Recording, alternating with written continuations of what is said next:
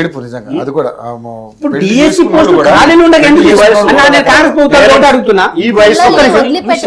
ఒకటే నిమిషం కాంగ్రెస్ ప్రభుత్వాన్ని అడుగుతున్నా.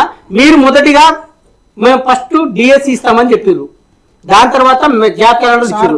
మళ్ళా ఇప్పుడు ఒక్క నిమిషం, ఇప్పుడు మీరు డిఎస్సి లో నోటిఫికేషన్ లేదు, డిఎస్సి లో పోస్టులు లేవు అని చెప్పేసి మాట్లాడుతా ఉన్నారు.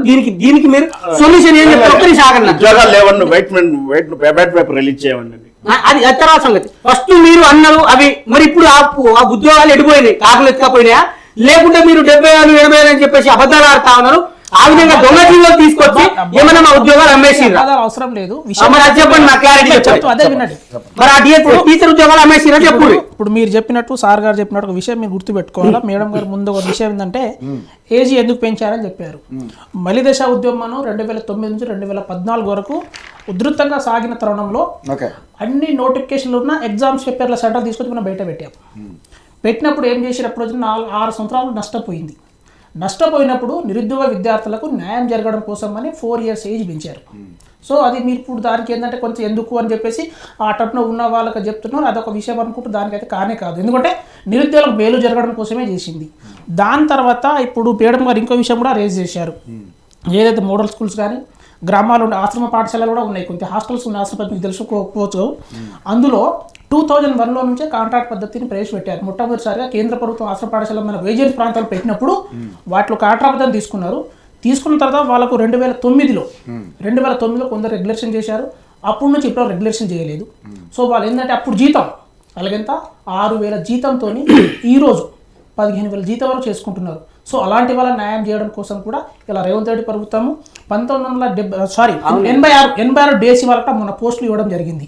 కానీ గత పాలనలో ఇటువంటి విషయాలు కొంచెం చేయలేదు. సో ఏదైతే నిరుద్యోగులకు అన్యాయం జరిగిందో దాని ప్రతి రేవంత్ సర్కార్ న్యాయం చేసింది.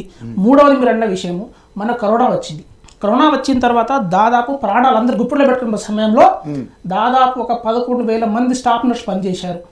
వాళ్ళకి వచ్చినప్పుడు కేసీఆర్ గవర్నమెంట్ ఉన్నారు కదా, అది చేయలేదు. కానీ రేవంత్ రెడ్డి సర్కార్ వచ్చిన తర్వాత మొన్న మీరు హెల్త్ శాఖలో ఎన్ని నోటిఫికేషన్ వేసిన తర్వాత ఎన్ని భర్తీ చేశాము. అందులో ఇప్పుడు ఏదైతే అప్పుడు కరోనా టైంలో మనం ముట్టుకోవడానికి ఇంట్లో రాని పరిస్థితుల్లో నష్టాలు చేశారు.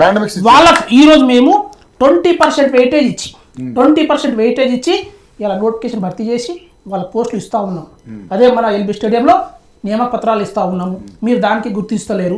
ఇప్పుడు మోడల్ స్కూల్ మీరు ప్రభుత్వం కాదు, వాస్తవ విషయాలు మన ప్రజలకు తెలవాలి. ఇలా మోడల్ స్కూల్ అన్నారు. మోడల్ స్కూలు ఏదైతే కాంగ్రెస్ అధికారంలో వచ్చినప్పుడు ప్రతి నియోజకవర్గానికి అంటే ఎడ్యుకేషన్ సిస్టంలో ఎక్కడైతే బ్యాక్వర్డ్ ఉన్నాయో అక్కడ 1 లేకపోతే 2 పెట్టడం జరిగింది. అప్పటి నుంచి ఇప్పుడు వరకు నౌ స్టిల్ మోడల్ స్కూల్లో చదువుతున్న విద్యార్థులకు, కస్తూరిబా చదువుతున్న విద్యార్థులకు, నవోదయ విద్యార్థులకు, అందులో స్థానికులకు, ఎందుకంటే ఇప్పుడు అది స్టేట్ మనం నేషనల్ వైడ్ జరుగుతుంది, కానీ స్థానికులు అవకాశం రావాలని చెప్పేసి లోకల్ నిరుద్యోగ విద్యార్థులకు నాన్ టీచింగ్ పోస్టులను లోకల్ వాళ్ళ భర్తీ లేదు 2009లో జీవో తీసుకుని రావడం జరిగింది. అది అన్యాయం అయితే కాదు కదా. సో వాళ్ళందరికీ ఈరోజు వాళ్ళందరికీ రేవంత్ రెడ్డి సర్కారు అన్నిటికీ సమీకరణ చేసి మోస్ట్ అంటే మార్చ్ ఏప్రిల్లో ఖచ్చితంగా అందరూ డేటా ఉంది కాబట్టి వాళ్ళకి వెయిటేజ్ ఇవ్వడమా లేకపోతే వాళ్ళ ఫర్దర్ ఏదో చేయడం అనేది ప్రణాళిక జరుగుతూ ఉంది. కాబట్టి నిరుద్యోగులకు అన్యాయం జరిగేటువంటి పరిస్థితులు అయితే కాంగ్రెస్ ప్రభుత్వం చేయదని చెప్పేసి మేము నిరుద్యోగులకు సూచిస్తూ ఉన్నాము. సరే ఎంతో అన్నారు, మేము వస్తున్నాము, కోచింగ్ తీసుకున్నాము, ఆర్థిక పరిస్థితి ఇలా దేశం మొత్తంలో ఇలా కేంద్ర ప్రభుత్వంలో నిత్యావసర వస్తువులు పెరుగుతున్న కొద్ది అని ఎవరు మాట్లాడారు? ఫీజు తీసేస్తానని చెప్పారు కేంద్రీయ విద్యాలయాలు సిబిఎస్ఈ సంబంధించిన గవర్నమెంట్ స్కూళ్ళలో సైనిక స్కూల్ కావచ్చు, కేంద్రీయ విద్యాలయాలు కావచ్చు, నవోదయ కావచ్చు, తర్వాత మన ఏకలవ్య స్కూళ్ళలో కావచ్చు సీట్లు, అదే ఏకలవ్య ఈ అన్నిట్లలో సీట్లు ఎక్కడికక్కడ ఫుల్ భర్తీ అవుతున్నాయి. మరి తెలంగాణ స్కూళ్ళలో పిల్లలు ఎందుకు రావట్లేదండి? అదేవిధంగా ఇలా గిరిజన బిడ్డల కోసం ఐటీడీలో ఆశ్రమ స్కూల్ మీరు అన్నారు కదా, ఆ ఆశ్రమ స్కూల్లో 2012 నుంచి ఇప్పుడు ఒక్క నోటిఫికేషన్ కూడా ఇవ్వలే. 2012 నుంచి ఏం చేస్తున్నారు మీరు? గిరిజన బిడ్డలు అంటే ఇష్టం లేదా మీకు? ఏజెన్సీ ప్రాంతాల్లో ఉన్న పిల్లలకి మీరు నోటిఫికేషన్ ఇవ్వాలని చిత్తశుద్ధి మీ ప్రభుత్వానికి లేదా? ఇలా గిరిజన పిల్లలు గ్రామాలలో, గూడలలో, గుట్టలలో చెట్ల ఒకళ్ళు ఉన్నారు, అక్కడ స్కూల్స్ ఉన్నాయి, మరి అక్కడ టీచర్ లేరు. ఆ పిల్లలకు మీరు విద్యను దూరం చేస్తున్నారా లేదా? 2012 నుంచి ఇప్పుడు దాకా ఎన్ని సంవత్సరాలు అండి? ఇప్పుడు దాకా గత ప్రభుత్వం కూడా మోసం చేసింది.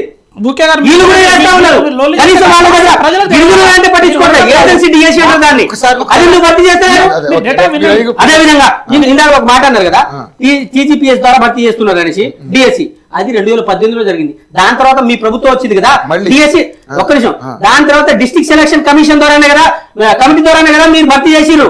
మళ్ళీ అదే ప్రాసెస్ నడుస్తుంది కదా, మళ్ళీ దాన్ని మేము ప్రక్షాళన చేయాలి, అది చేయాలి, ఇది చేయాలని మాట్లాడుతా ఉన్నారు. ఎట్లా మాట్లాడతారు మీరు? నాకు అర్థం కాదు. మీకు నేను ఇందాక మీరు అన్నారు, ఆ పాయింట్ రాసుకున్నా నేను. అదేవిధంగా పీటీ టీచర్లకు గత ప్రభుత్వంలో రాసిన డిఎస్ పీటీఓలకు ఇప్పుడు దాకా ఆ పోస్టులు భర్తీ చేయట్లేదు. వాళ్ళకి భర్తీ చేయడానికి ఏం పుట్టింది వీళ్ళకి? ఒక్కసారి మాట్లాడినామండి, మాట్లాడిన వాళ్ళు తిరిగి అన్ని ఆఫీసుల చుట్టూ తిరిగి వాళ్ళు కాళ్ళకి చెప్పులు అయిపోయినాయి. చెప్తా వినండి, జీవితంలో తాగమైతా ఉంది. నోటిఫికేషన్ ఎందుకు ఆగుతున్న విషయం తెలుసుకోవాలి నిరుద్యోగ విద్యార్థులు. ఇలా ఈడబ్ల్యూఎస్ మనకు రిజర్వేషన్ ఎప్పుడు అమలు చేయమని చెప్పారు? దాని వల్ల పోస్టులు కూడా గురుకులాలు కొన్ని మీరు ఏం చేస్తున్నారు? మీరు చేసే పని ఏంది మరి? ఇంకా పైసలు దోచుకోవడానికా? ఇవన్నీ చేయడానికి కదా మీకు అధికారం ఇచ్చింది.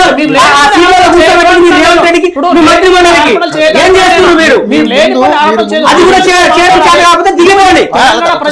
వాళ్ళు చెప్పింది మీరు వింటే అర్థమవుతుంది, దాన్ని బట్టి మీరు ఇంకా టైం కావాలి, ఇంకా టైం కావాలి. 2.5 ఏళ్ళు అయిపోయిందన్నా. ఎమ్మెల్యే చేస్తారు. మీరేం చేస్తున్నారు? ప్రక్షాళన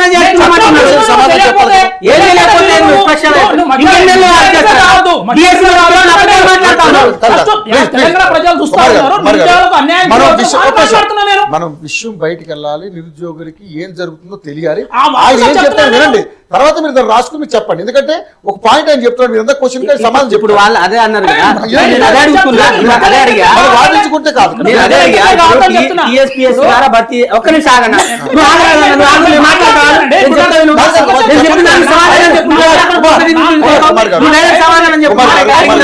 సమాధానం చెప్పడానికి వివరించడానికి ఉన్నాడు తప్ప దాని సొల్యూషన్ తేవడానికి ఆయన ఎన్ని రోజుల నుంచి చర్చ నడుస్తుందన్న ప్రభుత్వానికి చిత్తశుద్ధి ఉందా? ఈ ప్రభుత్వానికి చిత్తశుద్ధి ఉందా? చెప్తున్నాను మీరు లేకపోతే ఎట్లా రెచ్చగొట్టడం కాదు మీలాగా చెప్తున్నాను. మాట్లాడద్దు దయచేసి. విషయం ఏంటంటే ఇప్పుడు సార్ గారు చెప్పినట్టు ప్రతి దాంట్లో కొంత లోపాలు ఉన్నాయి, లోపాల సద్గుక్రమంలో లేట్ జరుగుతుంది అన్నారు. కానీ మా ప్రభుత్వం వచ్చిన తర్వాత 2.5 సంవత్సరాల్లో మేము ఏం చేశామని చెప్తున్నాం. కానీ మీరు గతంలో డీలే ఎందుకు మాట్లాడరే? ఇప్పుడు ఆశ్రమ పాఠశాల ఒక నోటిఫికేషన్ లేదన్నారు. 2012 నుంచి చేయి నోటిఫికేషన్ మేము చూపిస్తాం. దాంతో మోడల్ స్కూల్, అసలు మోడల్ స్కూల్ మన తెలంగాణ రాష్ట్రంలో 3 ఉన్నాయి ఐటీడీఏలు. ఒకటి ఆదిలాబాద్, వరంగల్, ఇటు వచ్చేసి మహబూబ్ నగర్. చెప్తా వినండి, కొత్తగూడలో ఉంది. అంత అక్కడ విద్యార్థులు ఆల్రెడీ కొంత మనకి అట్టుపోయింది, ఏపీలో పోయింది. కాబట్టి వినండి, 2 లక్షల నోటిఫికేషన్ దాని విషయంలో కొన్ని ఏదైతే మనకు మేజర్ ఇష్యూ అవుతున్నాయో వాటికి మేము అమలు చేస్తూ ఉన్నాం, దానికి పెడుతున్నాం. డిఎస్సి విషయంలో డీలే ఎందుకు అవుతుంటే సార్ చెప్పినట్టు చాలా టెక్నికల్గా అందులో ఉన్నాయి, స్కూల్స్ ఉన్నాయి, దాంట్లో మళ్ళీ మర్జం చేస్తున్నారు. సో విద్యార్థుల సమస్యలు ఉన్నాయి.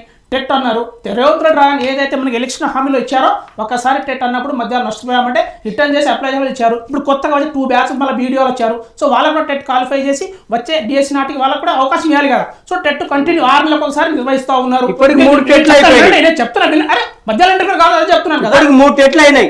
ఇప్పుడు మళ్ళీ అవకాశం ఇవ్వాలి, మా ఏజ్లు పోతున్నాయి. 25 సంవత్సరాలు దాటిన తర్వాత సైకలాజికల్ ప్రకారం చాలా మంది ఎక్కువ ఉన్నారు, మాకు తెలుసు. వచ్చేటోళ్ళకి ఇస్తామంటే ఇప్పుడు ఖాళీ అయిన పోస్టులు వచ్చేటోళ్ళకి ఇచ్చుడేంది? ఇప్పుడు మా టైంలో ఖాళీ అయిన పోస్టులు వచ్చే వాళ్ళ కోసం చూసుడేంది? నాకు అర్థం కాదు. వాదించుకుంటాం వల్ల ఉపయోగం లేదు. మీ ఆవేదన అర్థం అవుతుంది.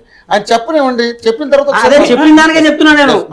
అవకాశం ఇవ్వాలి వచ్చేటోళ్ళ కంటే నేను చెప్పడానికి మీరు అర్థం చేసుకోండి. నిరుద్యోగులు రెచ్చగొట్టమని చెప్తున్నాను నేను. ఎందుకంటే విషయం ఏంటంటే కొట్టాల్సిన అవసరం మా బాధ నీకు అర్థమవుతుంది.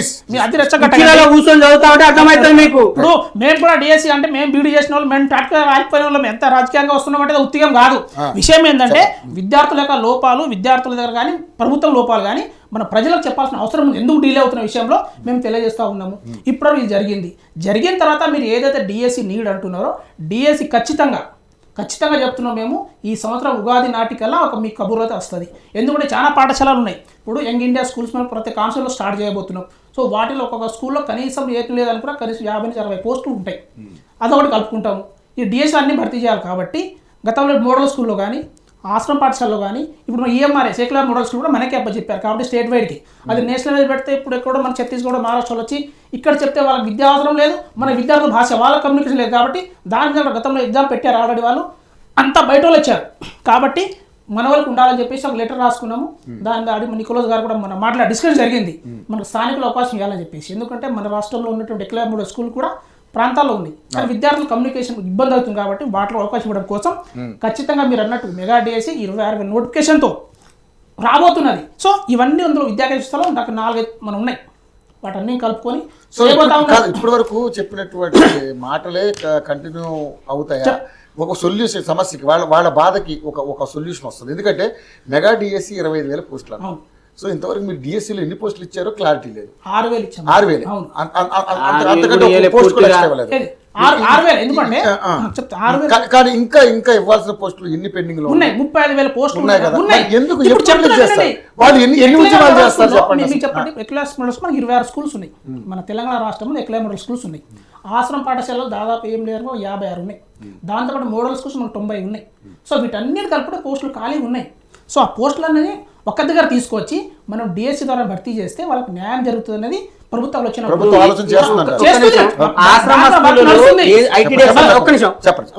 నీది చిన్న డౌట్ ఇప్పుడు ఆశ్రమ స్కూళ్ళలో డిఎస్సి ద్వారా ఎట్లా భర్తీ చేస్తారు ఐటీడీ చెప్తా వినండి దాంట్లో కూడా చెప్తా విను ఐటీడీ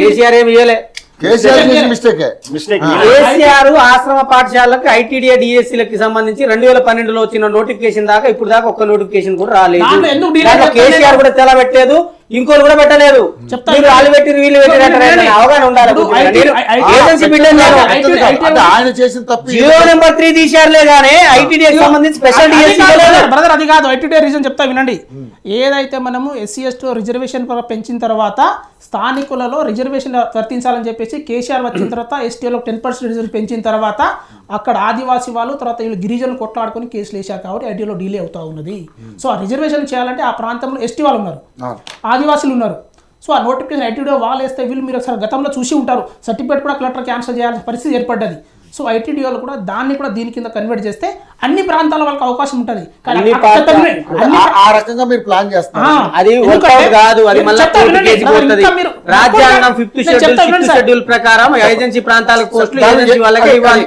మళ్ళీ దీంట్లో కలిపితే మాత్రం అది ఇంకా లీగల్ వస్తాయి మళ్ళీ అట్లా 10 పంచాయతీ వేరే నడుస్తాయి అది ఇబ్బంది అవుతుంది